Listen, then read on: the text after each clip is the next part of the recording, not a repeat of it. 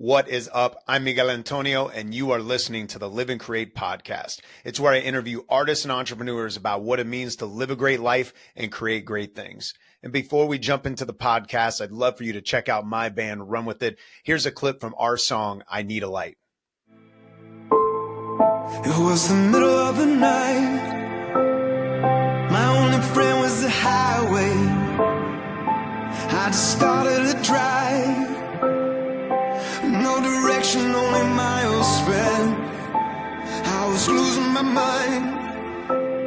Nothing more than tears and shaking. Where the moon was so bright. We usually spin and spin. I see my darkest days, see my darkest days. I see my darkest days, see my darkest days. I need a light, so bright that the sun seems dim. I need something that will not fade, held tight like the hand of a friend. I need someone that won't run away.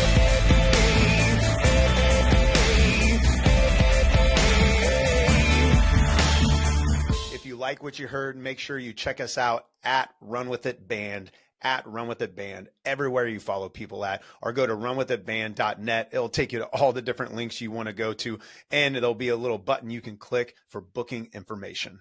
Now for today's podcast. The Live and Create podcast.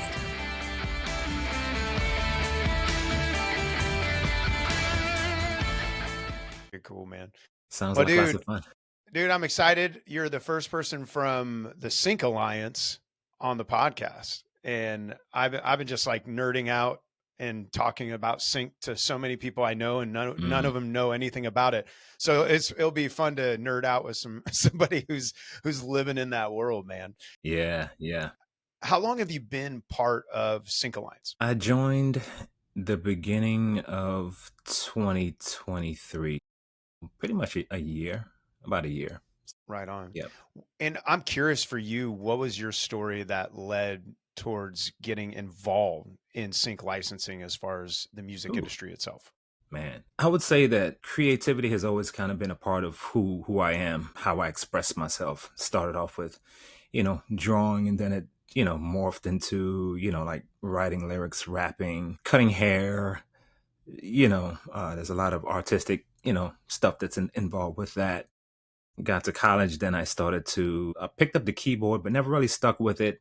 Then I picked up acoustic guitar, then electric guitar, and then prior to that, the African drums. So I've always kind of picked up, bits and pieces from different places, but never really thought that I was like good enough. Like I never considered myself to be like a musician, even though, play guitar or whatever. And for the past 18 years, I've been working with special needs children, and I still am doing that, but you kind of get to a space where it's like, okay, what is it that really connects with me, that I want to do, that I feel like channels all of my creative juices, all of who I am into a specific thing. And so I had wrestled with that for quite a few years, honestly. And it really wasn't until 2023 where I really began to come to grips with like, I need to be doing something that I'm like fully all in. And I knew it couldn't be, like gigging. I'm kind of past that stage in my life, You're not want to stay out till 3 a.m. every single night. Oh my gosh, man, I'll be knocked out. I live the gigging life, but like I was sharing on one of, I think I can't remember if you're on that Q&A where I was kind of sharing. It's like, I want to be able to choose the shows eventually, because it's like, there's a lot where it's like, right. Oh man. Yeah. Sorry. So you knew, absolutely. Like, hey man, I want to go do this club scene at this Yeah. point, right? Yeah.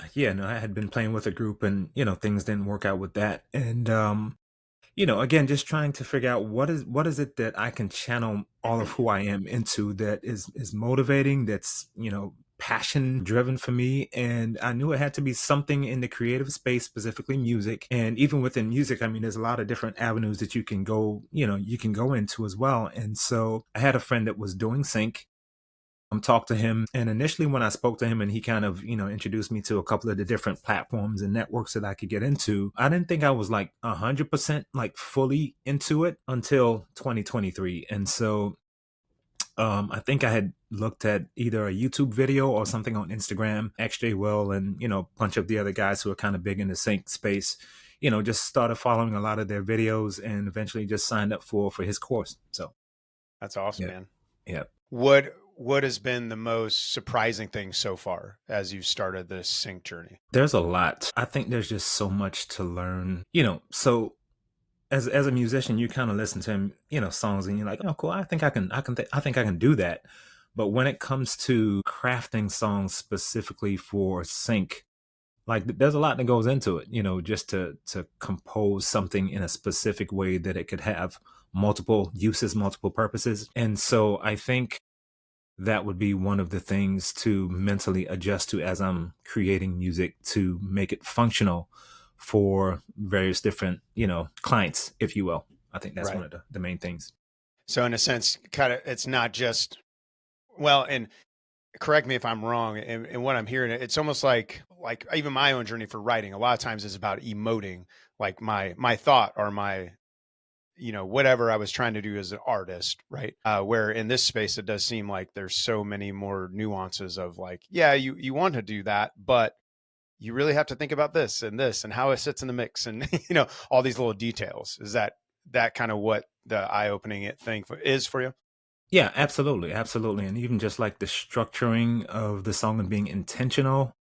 Hmm. Yeah, it's a certain outcome that you're after. And certainly, again, I don't want to make it sound like you can't be creative, or the stuff that you have and that you bring to the table that you can't utilize it. But I think it just kind of needs to be kind of planned out and structured in a way that's usable for the purposes for which it's going to be created or used, essentially. So Yeah. yeah. Yeah, that's been an eye opener for me of trying to understand like, okay, the music I already have created, Mhm. where can it fit?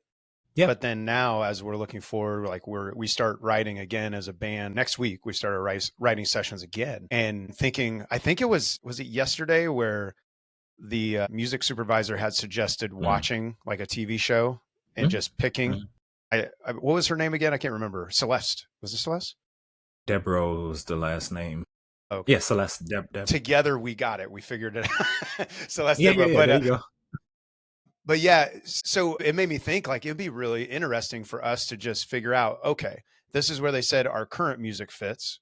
Why don't we go grab like a TV show off HBO Max? And so we're going to spend the first 30 minutes of our session just let's just Mm, watch this and say like, but with the sound off, like how can we yeah. make an Mm, emotion that fits mm. this and That's the good. rises and falls? Like, yeah, there's a Yeah.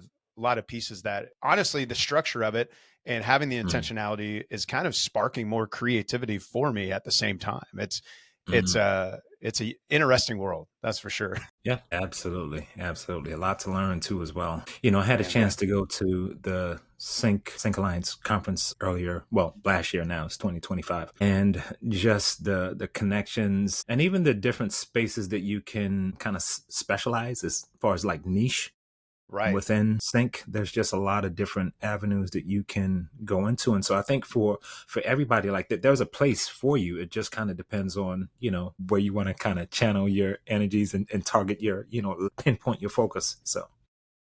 Absolutely. Yeah, that was the other part on there. My dog's barking in the background. I don't know if the Yeah, mic's yeah, picking it up or not. I apologize. yeah, I heard it. I'm like, You man, need watch she, out. she thinks she's guarding our house, but what she's really doing is just announcing when her Amazon packages have arrived. That's all Okay, she ever well, does. And some days, gotcha. man, it's like there's way too many packages.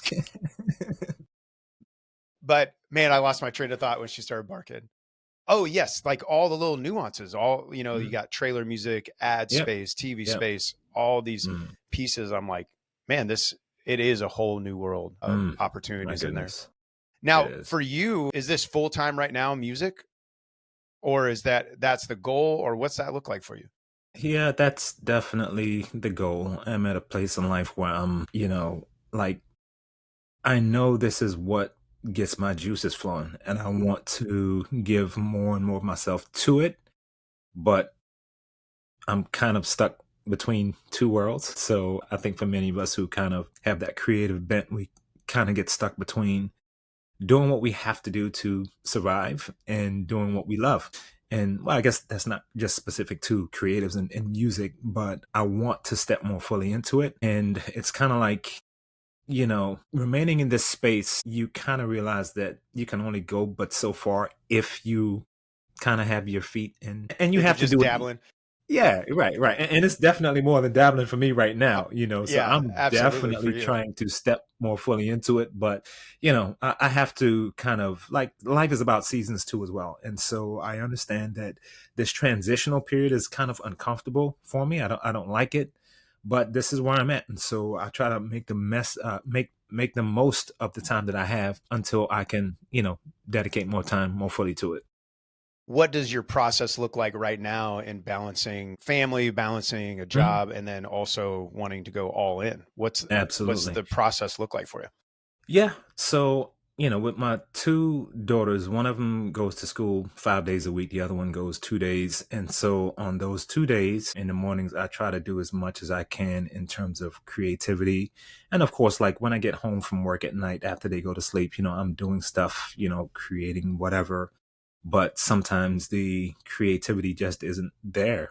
And so, sometimes at night, I have to pivot. Okay, creativity is not here. Let me just watch some YouTube videos. Let me educate myself on something. So at least fostering education or some kind of musical like goals or something that I'm doing during those periods.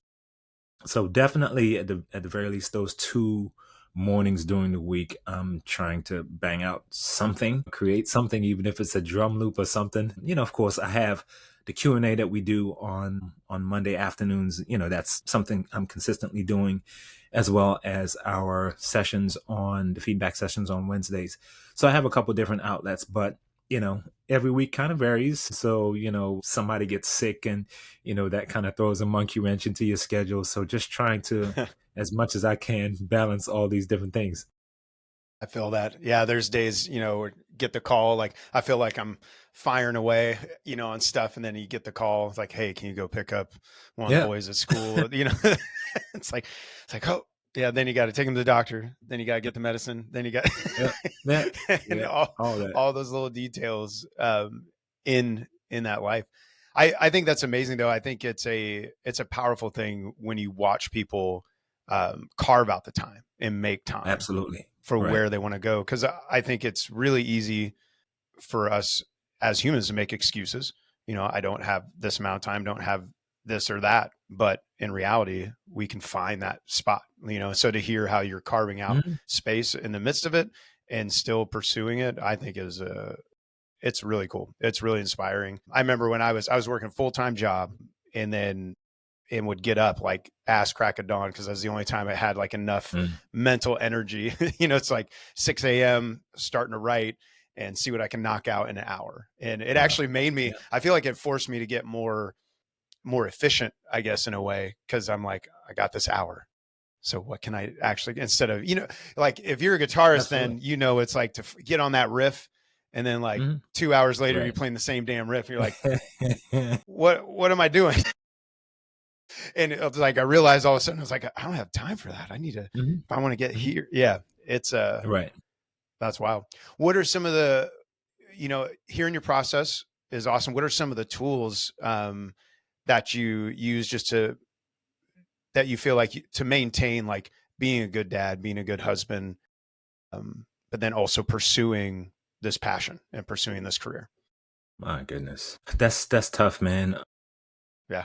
I think a couple things, and this may even go into one of the things you may get to in the interview, but I feel like for me, it's important to pursue what you feel you're most passionate about, because I think that's where you are most valuable to other people when you're operating from that space, but without becoming too consumed with it either, because all of our lives are complex. We have multiple, I'm a husband, I'm a father, I'm a friend, I'm a bunch of things, and sometimes the pursuit of one thing can become all consuming.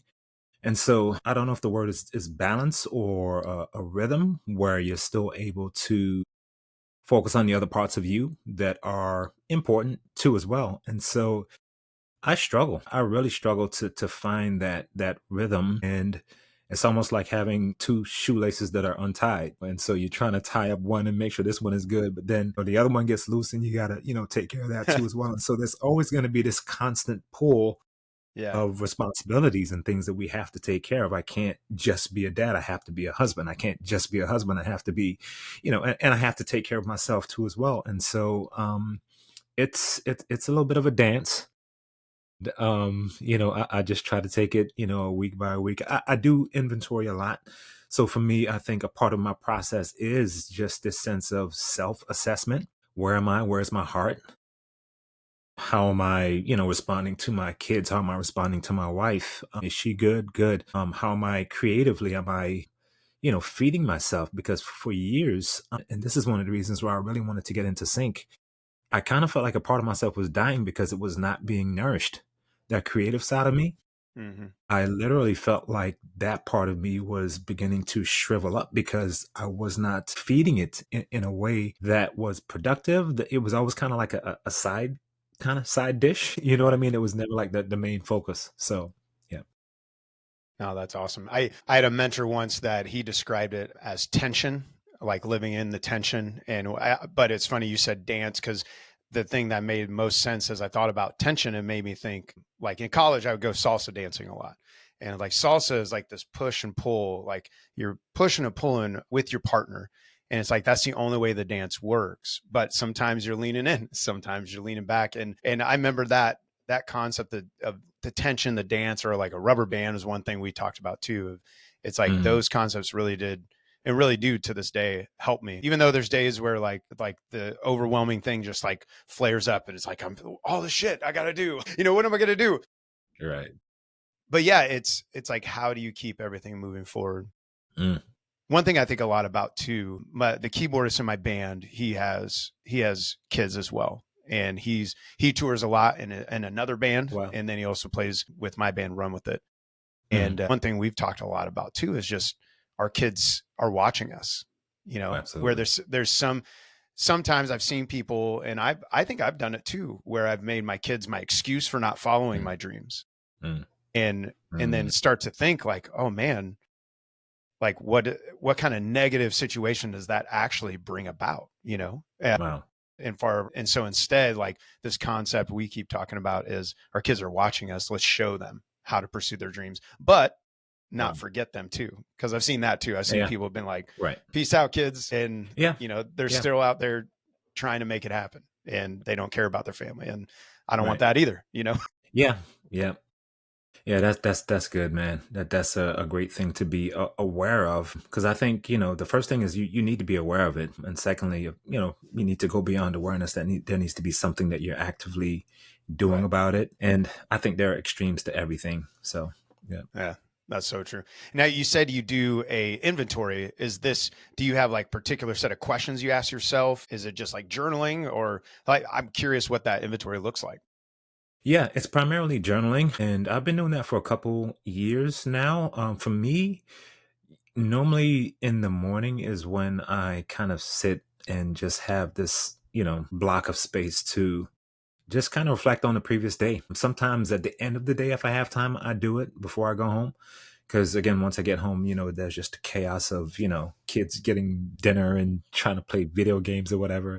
And so before I go home, sometimes I just, we have a pond in the neighborhood, and I just go by the pond and just sit and reflect. And, it's definitely been a good practice for me. Again, just assessing how am I responding to other people, were there opportunities to serve other people? How was my responses? Just even reflecting on just driving, and, how irritated was I today, driving, taking the kids to school, and I think, that fosters awareness not only of self and our emotional state, but how we actually engage with other people and how people are experiencing us. I think those are extremely important things for us to be aware of.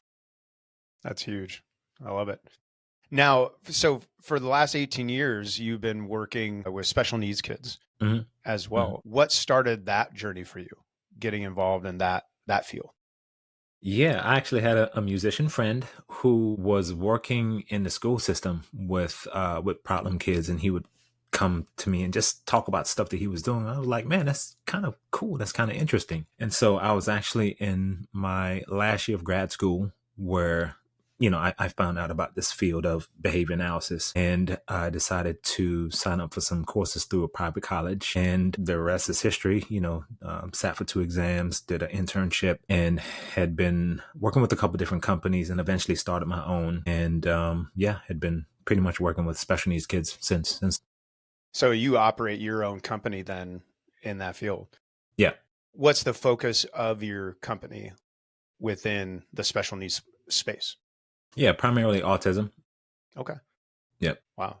That's pretty wild. I'm not heard as far as like an entrepreneurial endeavor in that space, which is really, really cool. So what was it that drew you to autism and helping kids in autism? When I first started, I wasn't working with autistic children. I was primarily working with just problem children like ADHD, ODD, just a bunch of different diagnoses. So just kids who just had problems, like parents that had problems with managing their children's behavior. It really wasn't until a couple years in that I began to focus more on children with autism because I don't know. I think I had a certain perception of individuals with autism that was totally inaccurate. And once I began to meet and work with children with these special conditions, it just kind of opened my eyes up to a whole different world of people who have abilities that are different than mine, but nonetheless, they're still deserving of support and whatever I can do to help them to become more independent. So, yeah. Now, do you work directly with kids, or are you there? Is your business there as like services for families, education? What's that look like?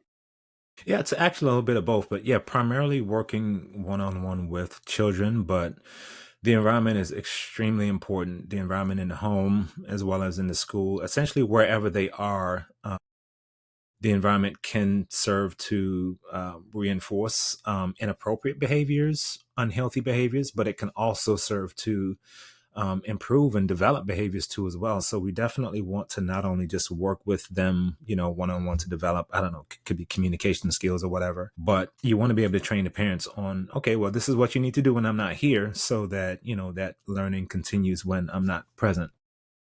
Yeah, and I know we have some good friends where one of their children was diagnosed with autism, and it's that, first year, but there was a lot for them. It was a lot of ahas, like, oh, now this makes sense. Some of the things they have been going through, but then watching them as they've had to learn so many new skills. And it's Absolutely. really inspiring though, to see like how well their child is doing now as they grew in education and figuring out the services they need. It, yeah, Yeah. it's a wild journey. My gosh. How do you feel your business in these 18 years, the things you've learned there, how do you feel those things have impacted your music and your creativity? How do they help fuel that? Or does it seep into your creativity? Oh, my goodness. That's a good one. I think, well, first off, one of the families I work with, two of the kids are pretty like they have musical ability. They just don't have the consistency. Like, he picks up instruments and plays it for a couple weeks and then he's done. He wants to move on to something else. But I've actually been trying to get him into producing music because like he has this mind where I think he can really be a good producer for games, like music Mhm. for games, because they play a bunch of computer games, but he just kind of struggles with his time management. But I think in terms of how they might have inspired me or what I'm learning that kind of transfers over, I think there's a lot of discipline for me that you have to have in both fields. And having worked, 18 plus years, with kids with special needs, I think it does kind of try your patience a little bit. And you kind of Mhm. have to be patient with the process of dealing with them because they are kind of learning and moving at a different pace. And for me, kind of stepping into a new arena where I kind of want results, quickly, but Right. they don't come quickly. It takes time. And so for me, it's kind of like being patient with the process. I'm doing all the correct things. I can only do what I can. I can plant seeds, I can water the seeds, but I can't make the fruit grow. And so I think that self-discipline of not becoming too overwhelmed with my perceived lack of progress, that in due time, there's going to be some fruit that's produced from it. And so even now, I'm primarily working with one family that has four boys with autism. When I first started working with them, it would be hours that we would go back and forth with one of the children because they didn't want to, I don't know, pick something up off the ground. Something that's so simple. Like, we can get done with this in like 2 seconds if you would You're just like, follow come my. on, guys, let's Yeah, get yeah, it. get it. But now we're to the place where he could do a lot of things with minimal prompting, but that took years to develop. And so I think for me, it's this part of me that just wants the results and I want it quickly. And I want it now. And so I think that would definitely be one big thing that kind of transfers from one environment to the other. That's awesome, man. Yeah, I feel you that on that patience. Yeah, I was excited. I joined the Sync Alliance group, and for the listener, where it's a group of led by a guy named XJ Will or Josh Williams, where Mm, we all get together, and he's basically training us, teaching us like how to get involved with sync licensing, which is um, music for film and commercials and all music you see with images, just to catch them up if they didn't know. mm. At this point, they're like, what in the world? But yeah, I was like, all right, join this. I got my songs. I'm ready to start running. And then I started listening to all the backlog of the Q and A's and started, doing, I'm like, man, I got a lot. It's tough. I got a lot to learn. Yeah, absolutely, man. It's a lot to learn. But I swear, the last probably I've been in it almost 2 months, 1.5 months. And I feel like I've already gotten a college degree, like in the sense of what my brain and expansion feel like with understanding the industry, but then also for me, I'm learning mixing and mastering. I'm learning the Mm, production end of mm, it, where I've always been the writer and then hired out people to mix and master. But the mm, frequency at which the frequency and volume that we have to do in the sync mm. world, there's just no way I can afford to do that Yeah. anymore. Oh my gosh. But man, there's things like 2 months ago I didn't even imagine I could do. Where now, just from what I've learned in there, I'm like that. So I'm grateful for the Mhm, process, even mhm. though yeah, I got slowed down quite a bit in the beginning. I was like, oh, okay, Yeah. I need to Yeah. sit and learn. Yep, yep. I get it. I get it. I'm kind of in the same boat too as well because I'm learning mixing and mastering. I actually, purchased some courses. So I'm doing that. And then I have a couple people, actual like engineers that are kind of giving me some tips and mentoring. Nice. So yeah, you kind of have to supplement, your education, in whatever means you can get it. But yeah, it's definitely a learning curve for me because even production, I'm learning how to produce music. So it's almost like I'm learning multiple different things at the same time. So there's just a lot of different things to manage from, the business side of things, making sure everything is set up, getting your emails out, which I haven't done a ton of, the producing of the music, the arranging of the music, if you write, getting the songs written, then of course the mixing and the mastering, and then, the metadata, getting all that stuff together. So the list just goes on and on, man. Well, I'm building my EP right now to start pitching, and I started, entering in all the metadata, and it's like I Mhm. got the concept, but really doing it, I'm like, okay, man. So I have like the spreadsheets where I Mhm. copy paste and do all that. I'm Mhm. like, man, this level of detail is wild, Yep. but Yep. it's Yep. looks like it's going to pay off, like long It term is. as we move Absolutely. forward. Absolutely. Now, what are a few goals you have for this upcoming year for 2025? Well, last year, I did not get any placements. I had one song that got admitted to a library, but it has not gotten placed yet. So I have a goal of trying to get 12 songs placed for the year. That's I awesome. want to also develop more connections in terms of collaborations with, different artists. And I also want to improve on mixing and mastering my music. And so I think if I could just kind of progress in those three areas, I think I'll be happy. So those would be the three goals I have for this year. That's awesome. If like, so let's say right now someone's listening and Mhm, they're in a similar spot where they have a full-time thing, but they're all in with the music as well. And they want to mhm. figure out this transition or how to grow the music world. What is one piece of advice you would give them right now? Wow. I think for me, I really had to get to a space where I really accepted what it is that I feel like I was made to do, if that makes sense. And, growing up, people would say, oh, well, just, do whatever you love. And sometimes it's not that easy, I guess, or at least the way I understood it. And so I think for me, I had to really wrestle with doing things that I wasn't really truly passionate about, if you will, but I was kind of doing it because it was functional, provided a certain, degree of security. But I think we all kind of get to a space in life where it's like, okay, I can't do this anymore. I need to do something that I am fully all in with. And that may take some time to kind of figure that out. But I think that to me was probably the most important thing that I had to get to. Like nobody can tell me it. Like you could tell me it, but I wouldn't be convinced if you told me, this is the direction that I needed to go in.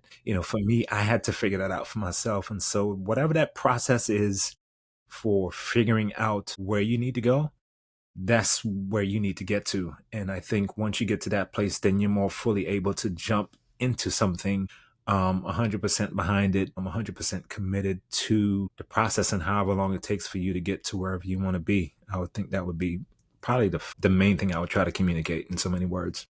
I love that. Yeah. And I think it would drive it home to where now it's coming out of the core of who you are Mhm. instead of, Mhm. I guess, just guessing and run around being influenced by everybody else's thoughts and opinions. Yeah. And And everyone's sometimes got it them. takes, absolutely, absolutely. And sometimes it takes even going down the wrong path, if you will, to find the right path. Right. But that process, nobody else can go through but you. You have to go through that for yourself. So, having struggled with that for years, when I finally accepted that this was the path, and the other thing too, as well, is that I have my own doubts. Like, man, I've never done this like full time. How will I? You know what I mean? And so then Right. those doubts come in, and you kind of got to turn the volume down on those, and I feel you. kind of, yeah, you have to pursue it. You have to, kind of tough through even your own self-doubts. Yeah. And it does seem like it's a hard path to walk in Mhm. general. Like it's always funny because like when even my wife, when we got married, she's like, I never know like what to say when people ask what you do for a living. Mm. And then when the more like longer we together, she would say he's in a band, but then Mhm. she felt like she had to qualify it. But they're touring and they're doing this and that, like because Okay, gotcha. we just discovered anytime I say music, most of the time people are like, oh, cute.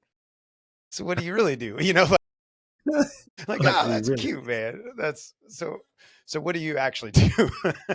Instead of being like, no, this is the core. Mm, This is my focus, and it's a powerful thing. I think as people can get there. Um, man. well, the last two questions of the podcast, Mm, diving into the first of the last. mhm. Right now, Go for it. how would you define living a great life? Living a great life, I think when I think of a great life, I think of purpose. I think of intent. I know XJ Will talks about that a lot, intent with creating your music. But I think beyond music, that a person's life should be lived in accordance with some sense of purpose, like what am I here to do? What have I been gifted with? What have I been entrusted to, and how am I using that? So I think definitely having some sense of purpose. Number two, I think living in honesty, integrity to what that is definitely extremely important in terms of living a great life. And I also think, in terms of the impact that we have on others and how we relate to others, I do believe that our lives are not exclusively for us. Yes, we live it. Yes, we have gifts, but it's really not for us to consume and become, just self focused, but it's really for other people too as well. And so I think one of the beautiful things about the journey that we're on is that music is not only therapeutic for us, as we play and as we create, but that healing that we receive from it also can benefit others too as well. And so I just think it's a beautiful thing when all those three things converge, purpose, honesty, and this sense of harmony with others. To me, I think that's kind of what would encapsulate living a great life. Yeah, man, that's so huge. As cheesy as this is, like we went and saw Mufasa, the Lion King movie last Just night, saw that last and week. you did. Okay. Yeah. And one of my boys was like, I want to go recently, even though they're all older. One of them said, I wanted to go see Moana 2. So we went, I was like, let's go. Like, I didn't know you guys still want to watch like kids shows. And then they said Mufasa and like, we're going, let's go. Right. Right. I'm trying to soak up all the kid time, like as they're transitioning all into teenagers now. Uh-huh. But I know it's kind of cheesy, but that movie, Mm. it was a reminder to me Mm. of like, your gifts are really only like your gifts and your power you have are only worthwhile if you can offer them to other Mm. people and Mm. build them up. I That's good. felt like the contrast that they put between Scar and Mufasa Mm. showed that very clearly. It's Mm. like one's power came from serving other people, one's power came from selfishness. And yeah, it's huge. I had a guest on the podcast a while back. His name is Andy Ross, and he's a drummer, does a lot of stuff on TikTok, has kind of built this following on TikTok. And he was telling me about this snare where he was just working with a snare, trying to get the snare to sound so Mm. like perfect to what he had in his head. Right. I don't, Mm. you could probably relate in Uh, production as well, or just sit uh, there forever. But he's like, I know it sounds crazy. I spent an entire day trying to get the snare sound right. I was like, mm. that does not sound crazy at all to me, man. and he goes, I didn't even know why. I just wanted Mm. it this way. And then so he Mm. put out some videos using that snare. And then he gets a message on TikTok, and there's some other guy who's a recording artist. And he said, hey, I have a song and I'm going to hire you to perform the drums on it, because for the last several months, I've had this snare sound in my head and I can't find anyone who has it. And then I saw your video, and that's the snare sound that was in my head, but I couldn't figure out how to get it. Crazy. And that Crazy. it's been blowing me. I was driving the next day Yeah. with my drummer to Yeah. one of our writing sessions, and I was telling him this, and we're just like, Mm. wow. Mm. And in what you shared, like knowing your Mm. purpose, that to me, that's so powerful. And then I like how you said integrity of that Mm. purpose. And then Mm. inevitably there's going to be someone who is looking for that exact thing. And that's exciting about what we get to do. Yeah, that's the other thing too, as well, because again, I'll be honest, like one of the things I struggle with is, this sense of timing. Like, we want to make things happen. And again, there's definitely a place for trying to pursue things and having goals. Mm-hmm. But there's some things that happen that are just so outside of our ability to orchestrate that, man, to just point out the fact that we're just so limited. And I say that not to say that we shouldn't try. Absolutely, try to do the best you can. But there comes a point where all the things you're trying to do cannot produce the results that you want, and that there are other things that are at play that just kind of happen, and you're just like, wow, oh my gosh, I could not have even have planned this, but it did happen. You know what I mean? Right. I just think it's so beautiful when you hear stuff like that. So Yeah, it's yeah. amazing. Well, and like the process of it, I learned the basics of production, building Mm. tracks for my band to perform live to. So it basically, I built like 80 songs in the worst possible way. Wow. I didn't know it, but like I literally look back on it now. I'm like, you did it in the dumbest way you could have ever done it. And then I had to redo all of them again because I did it so stupid. Because anytime I went back to edit, it just wasn't working.